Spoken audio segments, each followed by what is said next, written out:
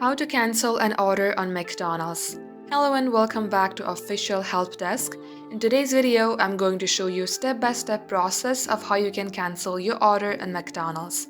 So without any further ado, let us get started.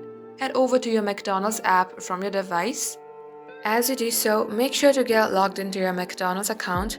In order to cancel an order, let's place an order first. Choose any deal that you would like. Just tap on to deals. It will show you varieties of other deals. Just tap on any one of them. Or you can also go ahead and choose the order that is listed on My Rewards. Choose how you can use your reward and tap on Add to Mobile Order. Here select the specific order and here tap on Add to Order.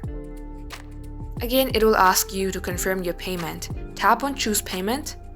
Just like so, this is your total order summary. Now tap on to Place Order at the bottom of the page. It will show you the confirmation that they have got your order. Now in order to cancel your order, tap on View Details just below the order number.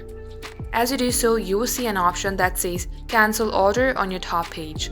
All you have to do is tap on Cancel Order. Here to confirm, tap on Cancel Order again.